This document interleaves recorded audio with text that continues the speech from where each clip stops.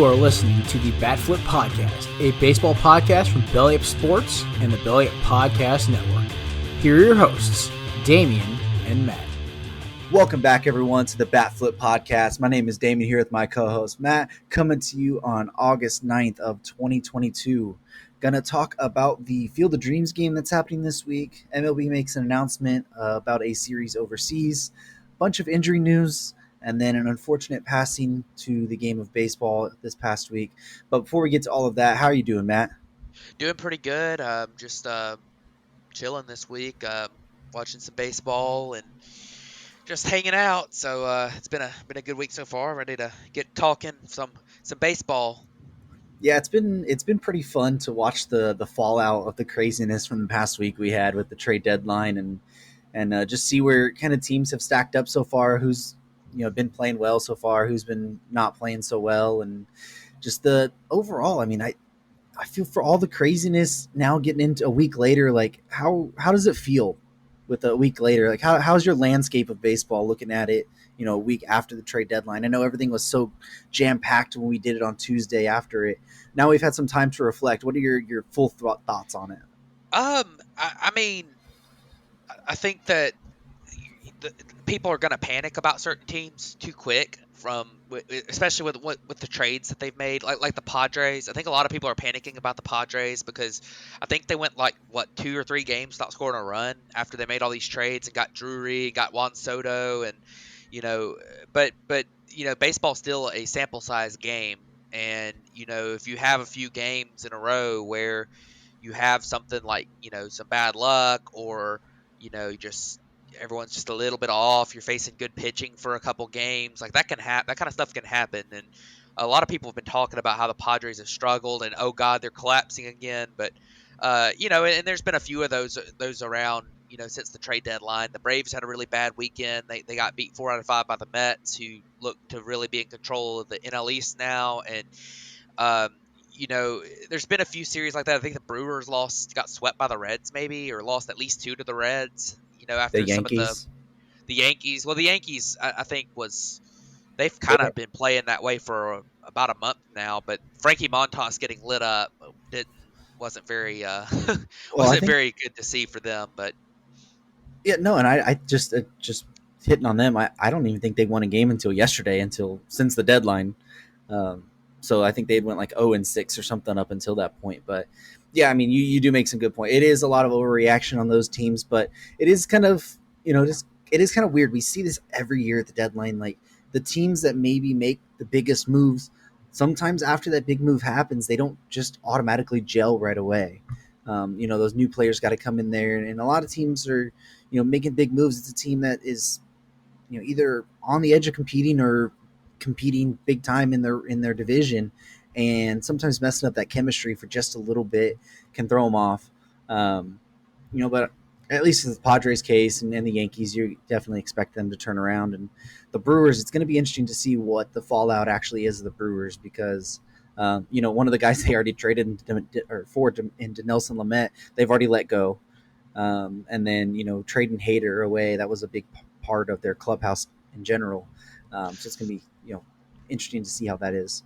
Yeah, I can't believe they just DFA'd Lamet. Like, I figured that he would have been somebody that they would at least attempt to fix something with him, turn him into a good bullpen arm. Because I mean, it's not we're only a couple years removed from him being a really good starting pitcher, and I know he's had a lot of injuries, but man, just DFAing him without even giving him a shot, like that seemed weird to me. I mean, I figured that was actually a legit part of that trade, and not just like a throw in for money reasons. But it seems like it is. He has legit stuff.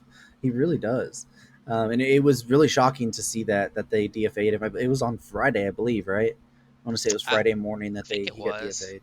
Yeah. But in general, it's pretty wild. But it is kind of funny looking, after a week later, looking back at it and just kind of seeing what the full thoughts are. But let's go ahead and move on to the main topic of this show with, the Field of Dreams game we talked about last year was a great game between the White Sox and the Yankees. The whole production of that with Fox, they did a really good job.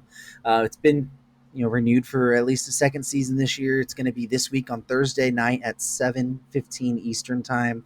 The game's going to be between the Cubs and the Reds, so I don't know if it's going to be as competitive as the game we saw last year. But I know that it was really cool last year, and they're bringing it for a second year. Are you worried that it's not going to live up to the hype again this year?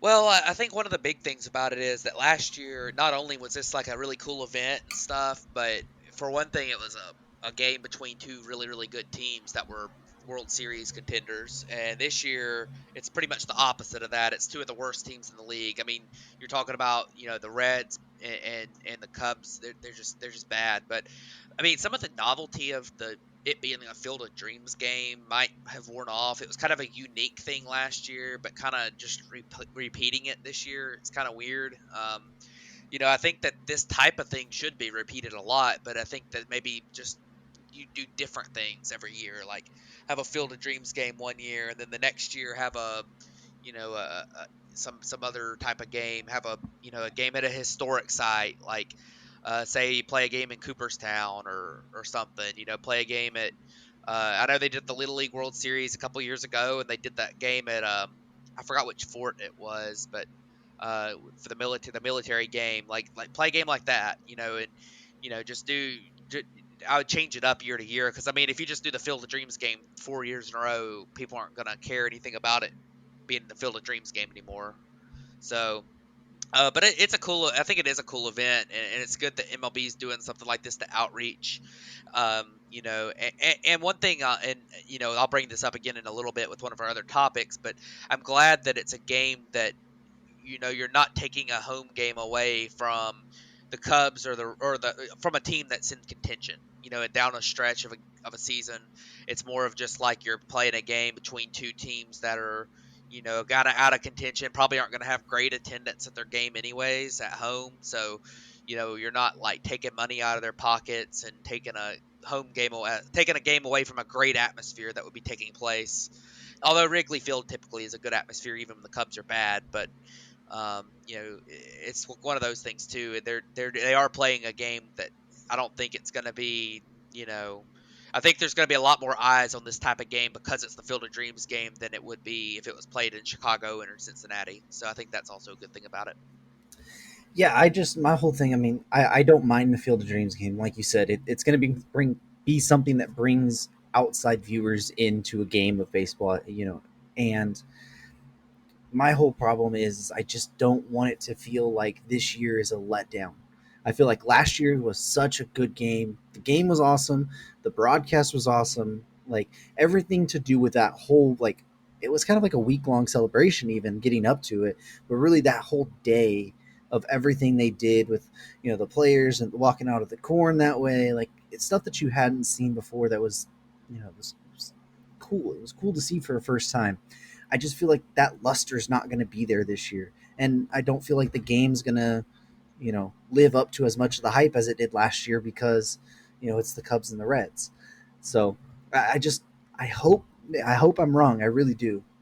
But, it would be something that I would, put in a rotation, like you said, do other things, maybe bring a Field of Dreams game back every 3 or 4 years, maybe, or 5 years, and then do a Little League Classic, and then on an army base or on some sort of military base, or at a historical site like you were mentioning, and just make it like a rotation that way, so it doesn't just all get jumbled up and every year you're trying to compare it to the last year, which I feel that a lot of people are going to do. I feel like at this year they're going to be like, oh well, last year's was great, but this year's was not great, and it's a letdown.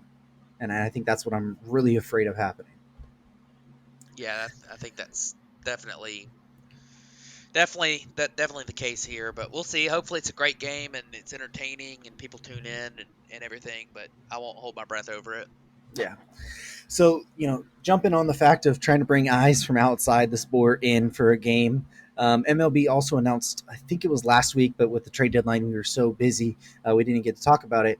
MLB announced the London series is going to come back. We know they've done a London series before. They've done a series in Australia, and I believe one was in Japan as well, if I'm not mistaken. But they've announced it for next season. It's going to be June 24th and 25th, a 2-game series between the Cardinals and the Cubs. Yeah, so I think that one of my biggest things that I think that Major League Baseball needs to do is outreach in Europe, because they've got a great base in Asia with baseball people, in baseball. South America and Central America, especially Central America obviously is huge, but in South America it's growing in a lot of places. Venezuela, Colombia, but it's starting to also kind of grow in like Brazil a little bit. But really, where baseball's never really gotten a big foothold is in Europe, and I think that going over there and playing a game in London, maybe in a couple years play a game in Germany or in France or something. That's stuff that I think is a really, really, really good thing for the game. Now, as I mentioned a minute ago, I was talking about how the Cubs and Reds are not really taking a big game away. But I don't really like the fact that they're going to play a Cubs Cardinals game over there. Like, make it an interleague matchup that's not really a big rivalry or something. I mean, Cubs Cardinals, every single one of those games should be played in St. Louis or Chicago. I mean, that's like one of the sacred rivalries of baseball. It's like the Giants Dodgers, or the Yankees Red Sox. Like, it's one of those types of things where you really want that to be played at a home stadium. But either way, I think it's going to be a lot of fun to see the reception for this over there, and hopefully grow the game overseas. I mean, we've seen what's happened with the NFL and how much they're getting support over in the UK now, and in the NFL. Football is not even an international sport at all. I mean, it's not played anywhere but the US. I mean, baseball is already an international sport, and you can grow it to another continent and do really well. So I think that's huge for the game, and I'm really glad that they're doing this again. I just kind of hate that it's the Cubs Cardinals matchup, because that's one that, I feel like that should always be played at a home ballpark, but that's just me. So Yeah, I do love that they are making this attempt to go and reach out into the Europe, um, the Europe region to try and bring baseball over there as well. To me, I don't. I think this is a game, or at least a 2-game series that should be, taken abroad, places that, like, hey, the Cubs and Cardinals is a big game, like, the rivalry there, and if as long as MLB does it the right way, like, you can play this up. You can play the Cubs Cardinals rivalry up to hype it up even more over there, um, rather than if it's just a game between the Twins and the Reds or something. Like, I don't think anybody would be as interested in that game. I feel like it is good to have some sort of a high profile team, or 2 high profile teams in a rivalry matchup. I think that adds to the allure of what you're doing by taking it over there. And if you're, I think, don't hold me to this, but I believe they're each going to be the home team. So it's really taking like 1 home game from each. That's really not all that much. And I think the exposure you're going to get from being overseas, as well, is going to help that revenue per se. And MLB is going to help the teams with the revenue at that point. But I think at least to me, that should be the type of series that gets taken over there, so you can really showcase like what baseball is, especially in a rivalry game where the Cubs and Cardinals always play close. The Dodgers and Giants always play close. The Red Sox and Yankees always play close. It's just something about when those teams match up, they're usually good games. So to me, I don't hate the matchup here. I think it's actually a matchup that should be, for it. And I think this is the type of matchup that should be in the Field of Dreams game, rather than a Cubs Reds, where I understand that's still a divisional game, but the Cubs Reds doesn't have the allure to it. I mean, last year was good because of the White Sox and the Yankees, but I mean, if you had a Yankees Red Sox game, or if you had a Dodgers Giants game, or if you had a Cubs Cardinals game, or any one of those actual rivalries there, like, I feel like the game's more meaningful at that point. So I like that, being at the London series with a series like this. yeah, and I get your point. I just I think that it's those specific games, like the not necessarily the fact that it's 2 good teams. Like, if the White Sox played the Yankees, if they did that over in London, I think that would be fantastic. That would be like a best case scenario, because that's not 2 teams with like crazy animosity to each other and stuff. But it's something about those 3 rivalries, the Red Sox, Yankees, the Cardinals, Cubs, and the Giants, Dodgers, and a few others to a lesser extent, like the Subway Series or the Braves, Mets, or somebody like that. But it's those like three like super big time rivalries that I think the biggest part of them is the fan interaction. The fans being all all the hatred and going into packed out crowds, and I think that just it kind of stinks to have that to take those away. Whereas you could just have you could have the Yankees play the White Sox over there and have a great game between two really good teams, and have that as the showcase where but you still get that those sacred rivalry games at home. So, but I don't know. Either way, I mean, I think it's good that they're doing a good game in London. I think it's fantastic for the sport. So Yeah, and it also helps branch out from the home run derby X that they did yeah, in London as well, kind of as a precursor to something like this. But overall, I think both of these things, the Field of Dreams game and the London series that's going to be coming up next year, I think it's great for baseball. It's a part of the game that needs to happen, trying to grow and bring outside eyes into the sport and get more people to know the game. So I think that's a good thing. But let's jump over to a bunch of injury news that has come out over the past week. The first one we're going to start with actually came out earlier this morning, and it's with Chris Sale. He's battled injuries the past couple years, coming back from a Tommy John surgery and then having a fractured rib. Well, he ended up, I guess, was riding his bike down a hill, hit something, fell off, ended up fracturing his wrist, and now he's out for the rest of the season. yeah. This is just you know it's tough with Chris Sale because he is a guy who it feels like obviously Tommy John's not a freak injury. That's something that happens a lot to pitchers. But these last 2 years has been the freak injuries. I mean, he came back from Tommy John last year, pitched down the stretch, pitched in the playoffs, and he was decent. He wasn't great, but he was decent. And then this year, coming into the season, had that weird rib injury that was it was a weird rib injury, and then came back from it. First game back, gets hit in the hand and breaks his finger and goes on the IL. That's a freak injury. And then now he has a bicycle accident that breaks his wrist. So it's really tough with him. I mean, he's only pitched since 2019. In the last 3 years, he's only pitched 47 or 48 innings.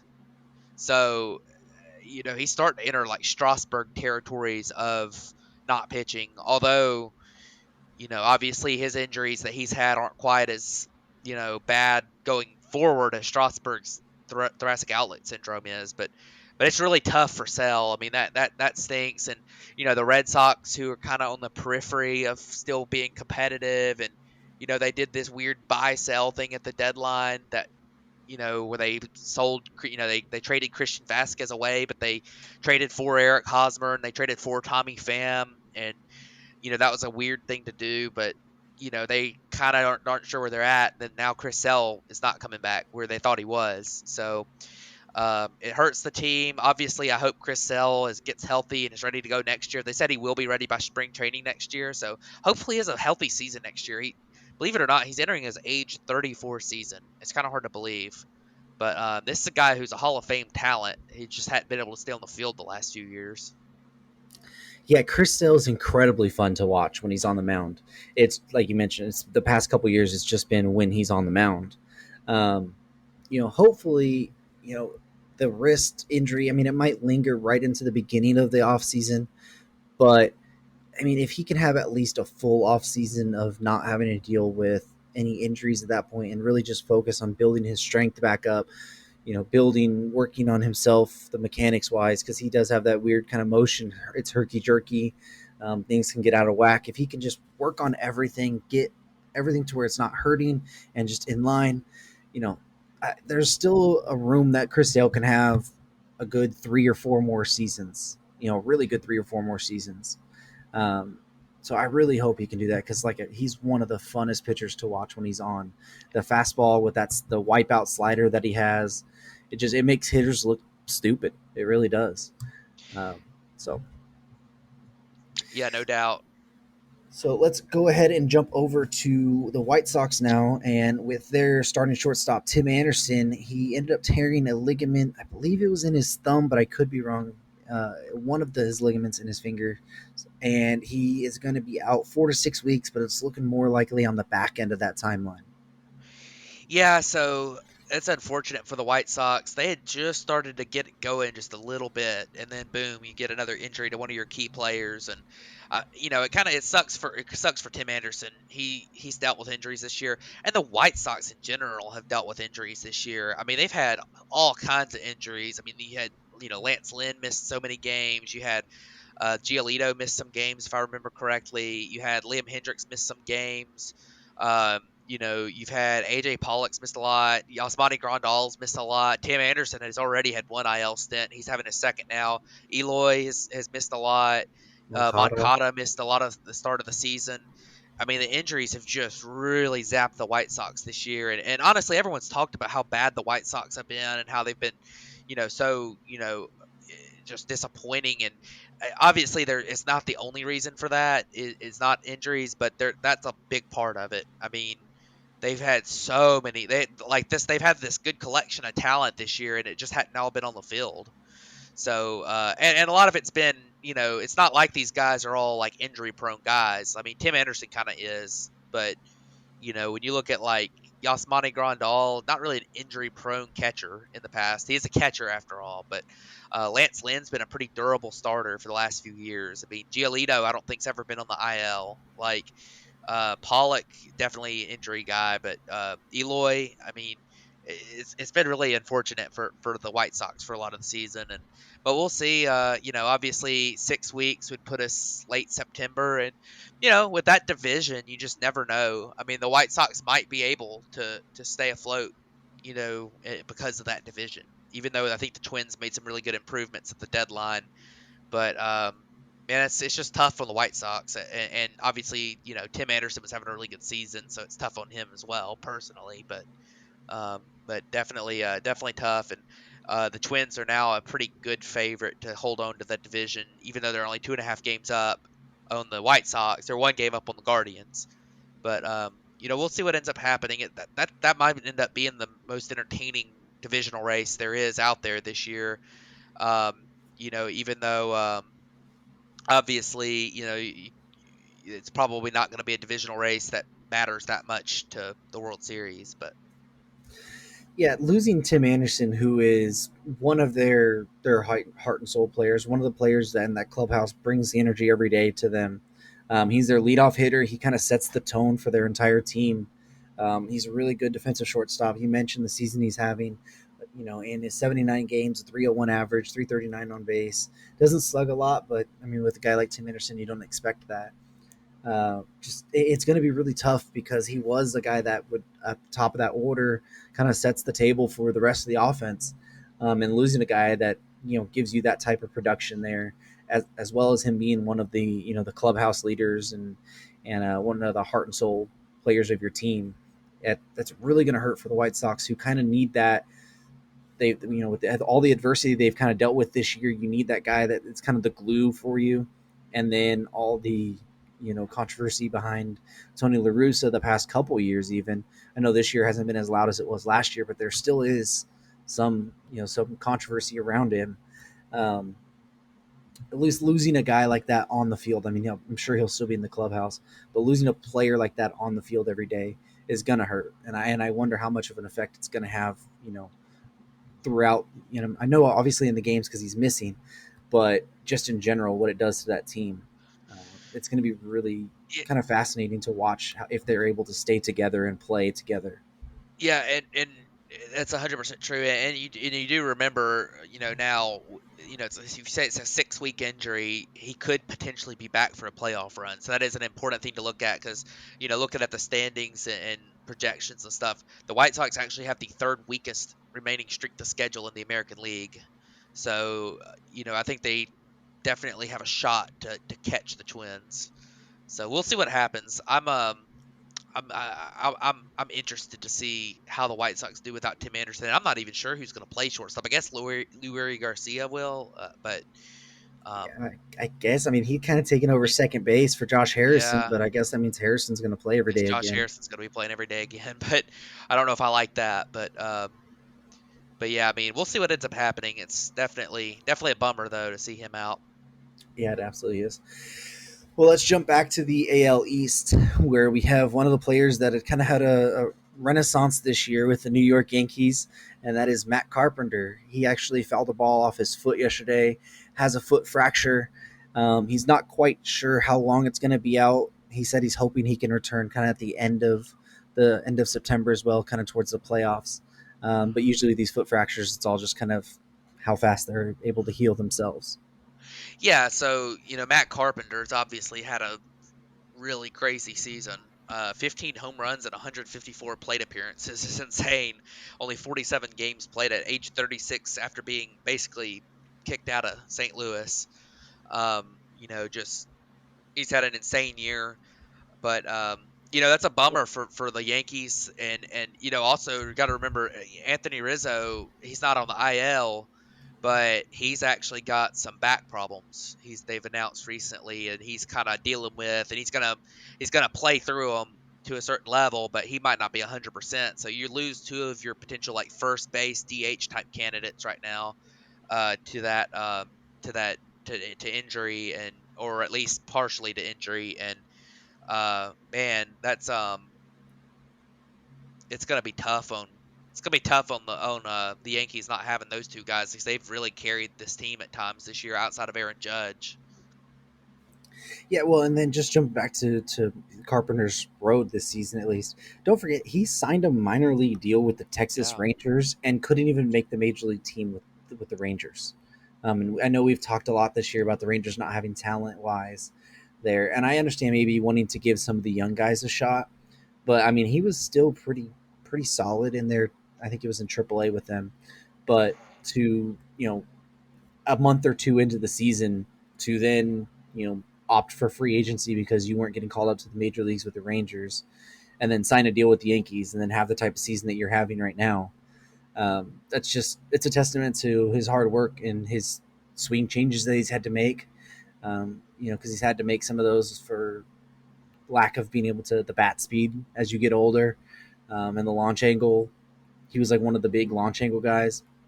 So being able to change all of that and have, kind of a renaissance season, like I kind of said at the beginning, it's been really, I wouldn't say fun, but it's been really interesting to watch what Matt Carpenter has done, um, because it just seems like he was hitting a home run or getting out all the time for a good while there.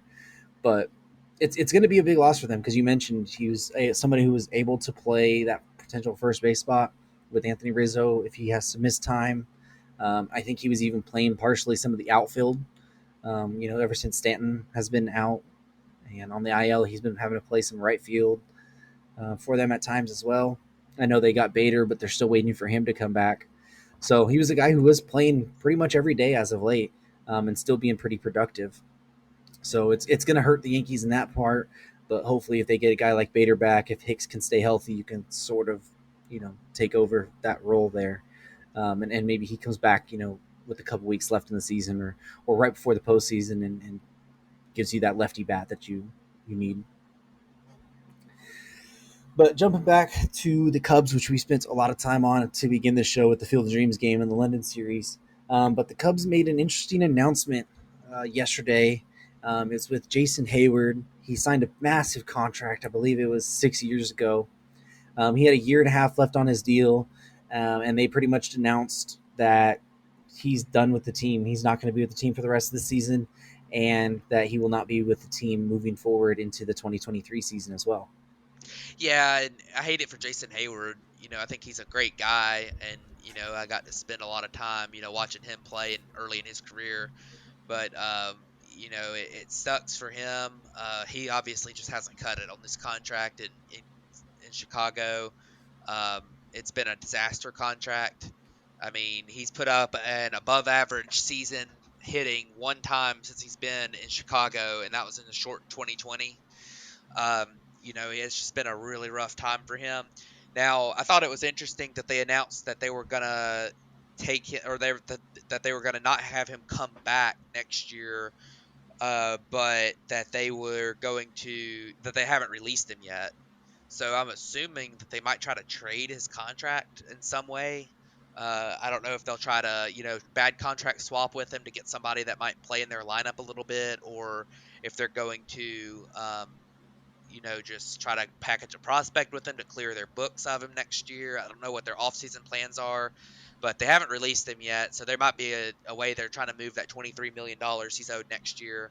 But, it's a bummer for Jason Hayward and, for the Cubs. I mean, this was just a contract that didn't work out. And, it felt like when he signed it, they might have been paying too much for him. And it ended up being like way beyond that. So, bummer for him, but it is what it is for him, and hopefully this isn't the end of Jason Hayward, but it very well might be the last time we see him, in a big league game. So Yeah, I have somebody has to at least take a flyer on him. I mean, you would think at least, especially if the Cubs are willing to package a prospect and pay down some of his contract just to get something off their books.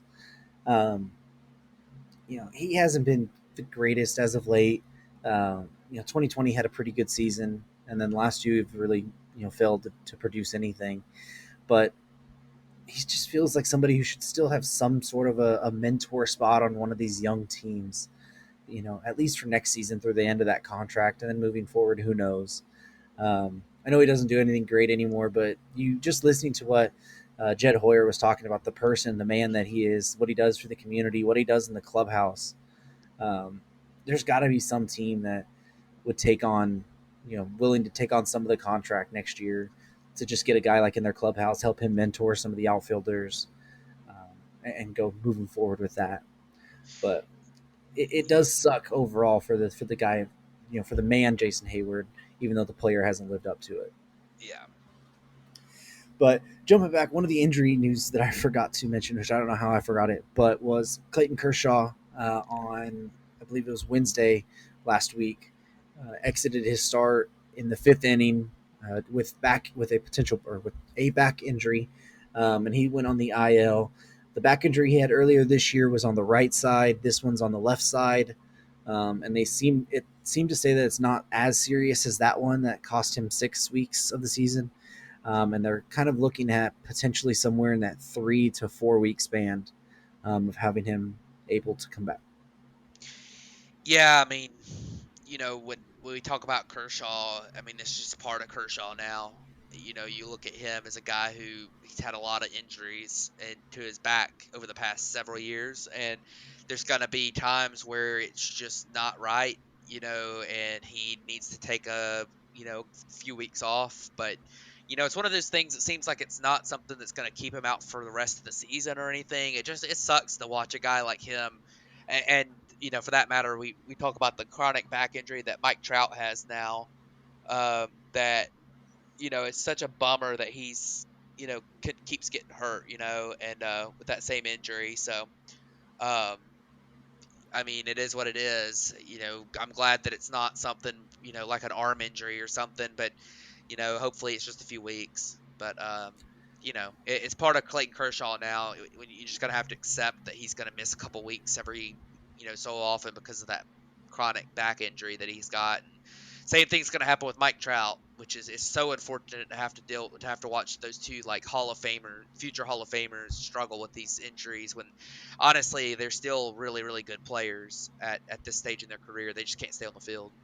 Yeah, and that's what I was going to say. It's like even with Kershaw's back injury that he's been dealing with, he's almost as good as he's ever been. I mean, I know he's not quite the 1.7 ERA guy, but I mean, he's had a really great season this year. And when he's been out there, and the random part is it's at random times. One time it was on a flight from Pittsburgh, and then the second time it's he was pitching just fine and did like 5 warm-up pitches, was just fine. The 6th warm-up pitch, something bit him. And then he tried to throw another one, and then he knew from that time where he had to come out. But it is something that you're going to have to deal with Kershaw, which is why I was a little surprised that they didn't go out and try and find at least another, somewhat of a depth starter there, and they traded Mitch White away. Was one of my things. I think they should have went for another depth starter. But it does sound like Dustin May should be back within a week or so. He's doing a rehab start tonight in Oklahoma City, and they're going to evaluate him after that if he's either going to make his next start in the majors or do one last final rehab start. Yeah, So, yeah. go ahead. No, I was going to ask it, because I haven't really thought about it much, but uh, do you know, since you're the resident Dodgers fan here, do you know anything about Walker Buehler potentially coming back? Or So Bueller is throwing. He actually threw today in the outfield. It still does sound like a middle to late yeah, September deal, but it's all kind of just how he feels. Because remember, he also went and had that bone chip removed yeah, in the pitching elbow as well, so he's kind of dealing with that. But they said they haven't ruled out him, coming back as a fire throwing guy out of the bullpen for a couple innings. But they are going to try and push him to be at least a five guy, a 5 innings type of guy there. But I don't think he's going to be pushed out to what we would come to see from a Walker Buehler in the postseason for 6 or 7 innings in there. I think it's probably going to be either a 5 inning role or in a potential back end of the bullpen type deal gotcha. with that. But we're going to stay with the Dodgers, specifically, sort of. But the news broke just as we were finishing recording last week that legendary broadcaster of the Dodgers, baseball, and even other sports, football, golf, legendary broadcaster Vin Scully passed away at the age of 94. Yeah, such a bummer, and I'll probably defer to you more on Vin Scully with, having because you've listening to him call Dodgers games for so many years, but he's just a guy who uh, he knew the game of baseball, and he was always so good at describing everything and just keeping everything in perspective when it came to the game. He wasn't overly excitable, but you knew when there was a really big moment going on that you could tell by hearing him. And sometimes that's like the best type of announcer is a guy that this is an important moment, but they let you kind of take in the moment more so than just like screaming through it. Some announcers these days, like Gus Johnson type guys, he's not baseball, but or Matt Vasgersian for baseball, just go crazy and scream and scream and scream into the microphone. And I think the Vin Scully style of describing the game, and you can tell when there's this big intense moment going on, but it's like at the same time, he's letting you kind of see what's going on, and he just did a great job of, you know, kind of letting the game come to the people. So I think that was really cool for him. And obviously just a guy who the other thing that stands out with him other than obvious of him being such a great guy and a great storyteller and stuff, he was around for so many of the biggest moments in the sport. I mean, the Kirk Gibson home run, the Hank Aaron hitting his record breaking home run to break Babe Ruth's record. I mean, and the list goes on and on and on and on. I mean, he's just been around for so many big moments, and it's sad to see him pass away. He lived a great life, and he'll be forever remembered. So, um, I'm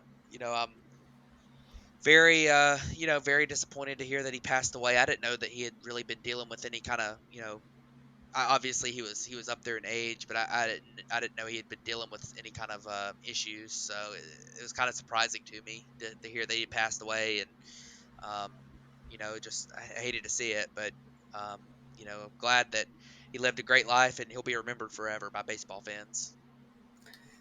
Yeah, so I'm gonna rant here a little bit, so I'm sorry for this one, but Vin Scully, the broadcaster, just had the perfect cadence, the perfect tempo, the perfect timing on every single moment. His ability, like you mentioned, to give you the energy and give you the excitement of the moment, but then to also pause and let you, even through the TV or on the radio, because he did both of them very well, to let you feel the atmosphere that was there. Like, you knew, even when he would make a great call for the home run with Kurt Gibson, like he says it, And then you just have that perfect silence there where you just have the crowd and you can hear the emotion in the stadium. You can feel basically the whole atmosphere of what that moment meant to everybody in the stadium and then what it meant to people at home. And he did a perfect job of weaving those moments throughout the game himself. And one of the things about him being the broadcaster is you don't see it anymore. He was a solo broadcaster. He went into these 9 inning games of baseball and did it by himself. And he was a legendary storyteller throughout the game. He knew that baseball is a game that gives you moments to where there's going to be downtimes where you can weave a story into it, and he would know just how to use the story and then know when something in the game was going to happen, and then be able to stop his story right away, call the play, and then just smoothly bring his story right back in. And it wasn't even just in baseball. I mean, he did some some golf as well. A lot of people don't realize he was the one that called the catch between Dwight Clark and Joe Montana for the 49ers game. That 49ers, which was the catch, I think is what it's known as, actually, the Yeah, catch. the NFC Championship. Yeah, he was on the call for that as well, and he was able just to do every single sport he wanted to, every single moment in any sport. He made it feel special. Um, in and I know I have more of the thing because I was able to watch him, but even thinking that, like, I'm 26, he retired in 2016. My time was very, very short of being able to actually know and listen to Vin Scully, because I really didn't get into baseball until I was almost a teenager. And being able to just have those few years where he was able to call everything and really made it feel special to me. But for what he meant to the city of Los Angeles and the sports world in general, it's you felt it this week, everywhere. I mean, everyone has had some story of what Vince Scully has been able to do for them, or what he was as a kid listening, or what he's done for them as a kid listening. With people putting radios under their pillows to go to sleep, listening to him call the games, or him calling their favorite moment, or players saying how special it was just to have him, call one of their games, or say hit their name even. Um, to broadcast with one team with the Dodgers for 67 seasons in a row is very, very unheard of. It is, he was. I was watching one of the tributes to him, and the thing is, like, that a lot of people, at least I didn't realize for a long time. I knew it the past couple years, but he kind of ushered baseball to the West Coast. He came with the Dodgers and the Giants when they moved from New York together to the West Coast and was the voice of them at the time. So he basically introduced West Coast and saw West Coast baseball come from nothing into what we have nowadays. Um, and it's just, to be able to have that and have that reputation that he had and built there, it's beyond what anyone can say through words, and his impact will be felt long, long past what I'm able to say or what anybody's able to say on the game. But before I stop my rant here, there's one little nugget that I saw after he had passed, which I thought was absolutely amazing. Before Vin Scully started calling baseball games, and I don't know the exact number, so don't hold me to it, but before he started calling baseball games, something like 10,734 Major League players had made their debut. From the time Vin Scully started broadcasting his first game to the day he retired, it was something like 10,727. It was something like within 10 or 15 players had made their debut from the time before he ever started broadcasting, between the time he started to when he retired. So he basically, at one time until he retired, basically saw half of the Major League Baseball players ever to play the game play or debut, which it's really amazing when you start to really think about it. Yeah, that really is impressive. I mean, and like I said, if you've watched baseball for the last, you know, if you're not just a brand new baseball fan, you know who Vin Scully is, and every single person appreciates him. And I think it's just great that we were able to have him as long as we did. So Absolutely. Well, not to end on such a sad point there. So let's jump over to the players of the week and wrap this show up. So for this past week, who do you have for your hitter? So my hitter I picked was Nolan Arenado. He has put up a 476 average in his last 6 games with 3 home runs, a 560 on base, a 1,000 slugging percentage. The guy who obviously plays great defense at third base. He's been really, really good, and it kind of just as a nobody's really talking about him that much right now. And I think that's not fair because Nolan Arenado has actually put up the most wins above replacement in the National League by almost a half a WAR over Paul Goldschmidt, who obviously has been great this year too, teammates, but no, none of them are close to Aaron Judge and what he's done in the American League. But Nolan Arenado has put up 5.8 wins above replacement this year, and nobody's really talking about him in like the MVP conversation. Everyone's kind of talking about Paul Goldschmidt, or I guess they're still talking about Manny Machado for some reason, or you know, uh, they're talking about Austin Riley a little bit, Freddie Freeman. They're not talking about Nolan Arenado right now, and I think they should be because he's been insanely good this year. Like I say, he's been putting up, a 158 WRC plus in the season with playing Gold Glove defense at third base. I mean, what else could you ask for from a player? I mean, I know Paul Goldschmidt's been better as a hitter, but I mean, he's not even close to what Nolan Arenado's done with the glove. And it's just interesting to me that nobody's really talking about him, but figured I'd shine a little bit of light on him because he has been probably the best hitter this week in the league. So good for Nolan Arenado and all the people, including myself, who were a little bit skeptical. I wasn't as skeptical as some, but I was a little bit skeptical of his hitting translating out of Coors, and I was dead wrong about that. So Yeah, Arenado has been, like you mentioned, one of the best players in baseball this year. I think the just the little reason that you don't hear about him quite as much in the MVP is he went through about a month spell where he had a little bit of a lull. Like I'm saying lull as he still was batting like 270 or 260 or something and hitting for decent power. Um, but it made his numbers. I mean, he started off the season as one of the hottest players. I mean, we were talking about him and Manny Machado as the hottest hitter on the planet for the first, like month and a half of the season. And then Paul Goldschmidt took that over. But Arenado had really, for that month span or 3 to 4 week span right there, had kind of went into a little bit of a lull. And I think that's kind of when you saw people start kind of taking him out of the race. And then the past, I would say, even couple weeks, he's really kind of surged back into that with the great week that you were mentioning here, and the defense that he still plays at an incredibly high level. And I do think that people are starting now to see that his offense, wasn't just a Coors Field thing. Like I understand there might be a little bit of drop off, but I think a lot of people were expecting a good amount of drop off from him. And I just never thought that was actually the case. I mean, I just felt like he was such a good hitter in general, that he would be able to survive wherever he was really playing. And his home road splits weren't all that much different. So it's been a great week for Arenado as well.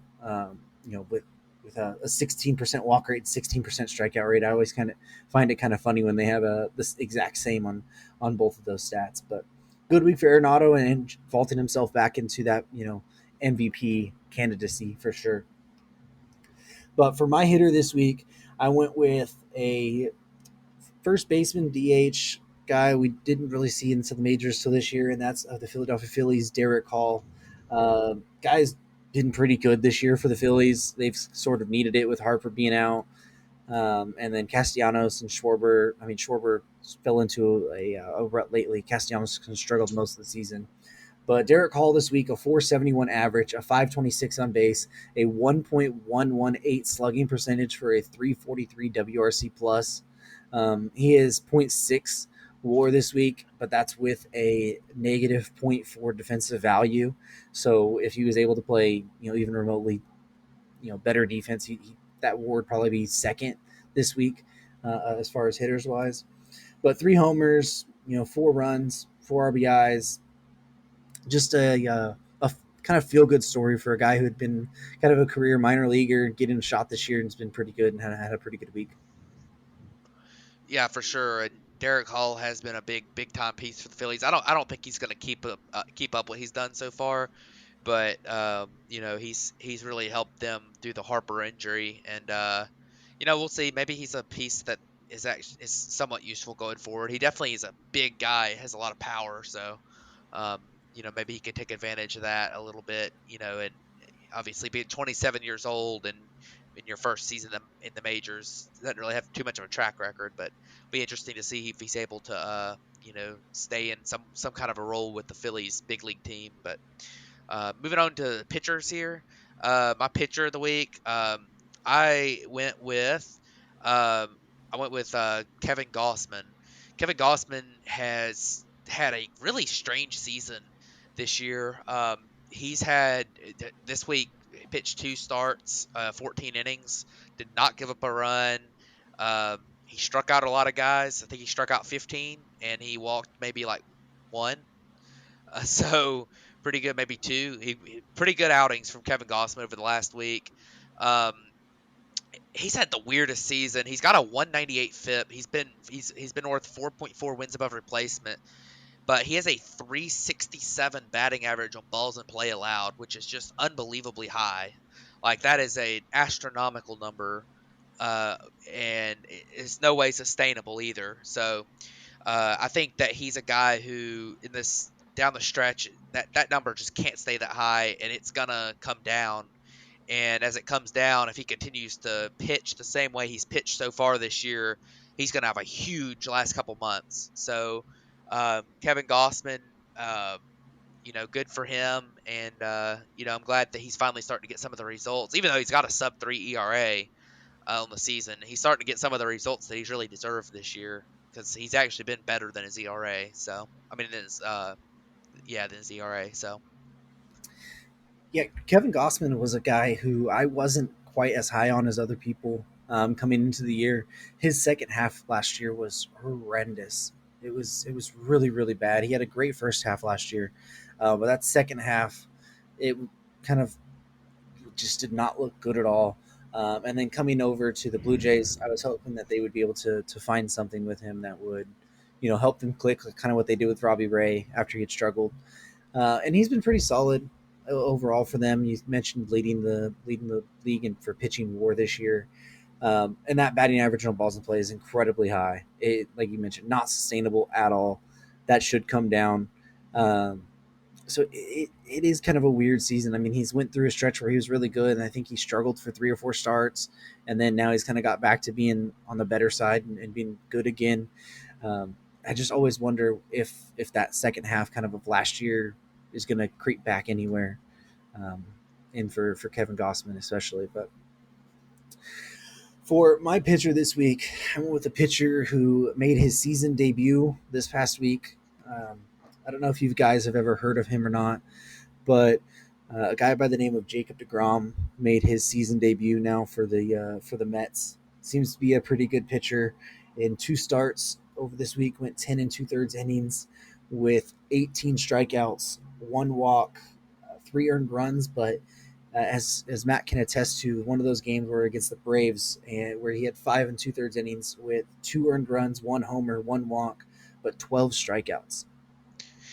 yeah, and you mentioned that game. He was perfect through those first 5 2/3, and then he walked. I think he walked Ronald. No, I think it was Ronald Acuna. He walked. No, it was Dansby Swanson hit a home run. He walked Arcia. So Ronald Acuna was out on Sunday. He walked Arcia, and then he gave up a home run to Dansby Swanson that gave up 2 runs. So you look at his final line, you're like 5 2/3 innings, 2 runs. Like that's good, but it's not DeGrom good.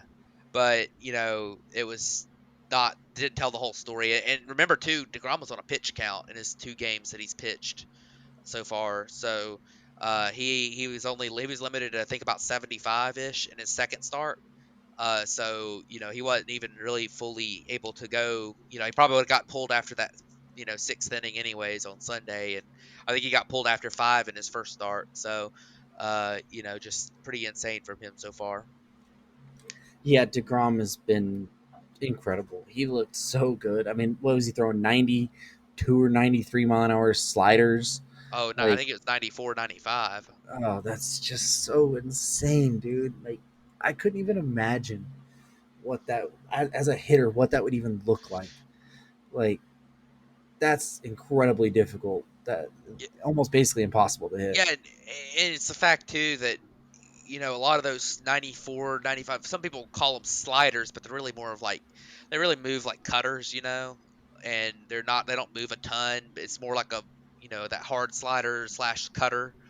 But the Grum's like it breaks. I mean, it breaks a lot. So it's kind of like you're watching somebody throw a traditional slider, except it's except it's 94. So it's pretty insane.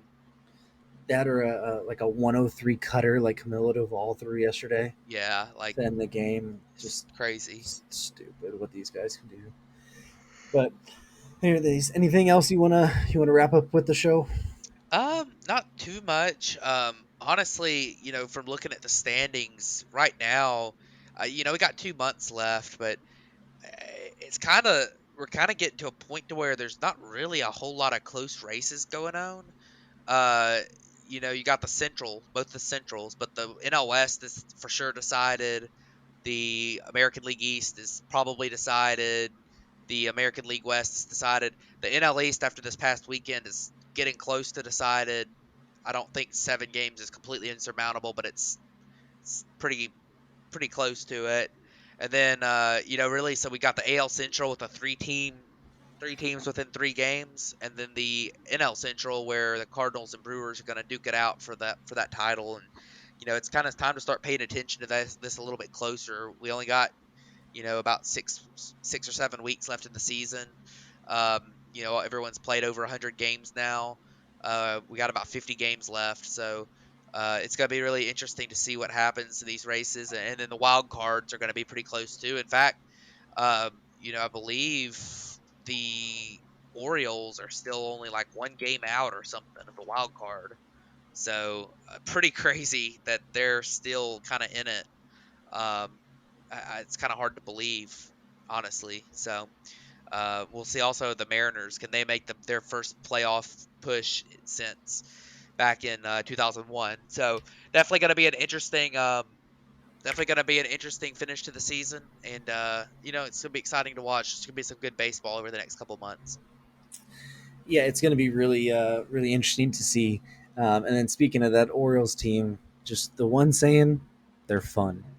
Oh They yeah, are fun. That Hank, our buddy who's an Orioles fan, says, don't call them good, just call them fun.